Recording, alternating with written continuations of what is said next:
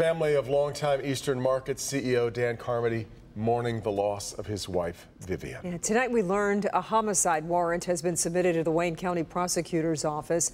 Dan and his wife, Vivian, were hit Friday night as they walked to dinner in the area of Saint Aubin and Lafayette in Detroit.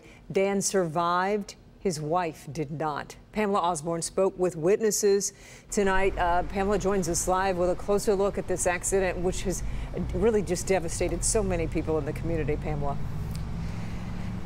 Kimberly, it really has. They say that couple was hit in that intersection over there. They were dragged all the way over here by that van.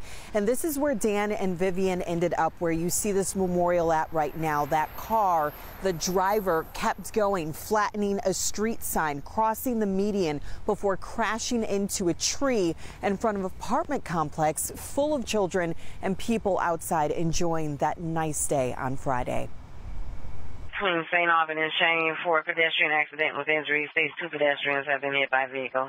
Before police and fire arrived, there was Yvette Whitfield and her son, Gary. It was horrible. It was horrific.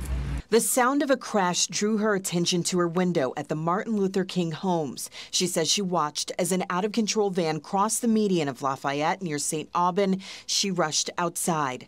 And then I didn't know nobody was under it. Once I got there, I was like, oh my God, I can't stay. I couldn't tell my son, I got it, Mom. Just go. You know how you live. Vivian and Dan Carmody were the two people hit by that van. Police confirmed what witnesses already suspected, that the driver, a 29-year-old man from Romulus, was under the influence. Again, a very tragic case, senseless, using narcotics and drinking while driving, losing control of the vehicle and going into a narcotic episode, ultimately resulting in the loss of life and a pillar in our community. I'm trained in CPR. Gary tried to help. She was responding very well. Then I checked on her husband, and he was like, just make sure lady, that's what he called it. He said, just make sure lady was all right. Everyone had hoped the husband and wife would make it. They were devastated when they learned Vivian did not. I just want him to know I am so sorry. I am very sorry. I am very, very sorry for that loss.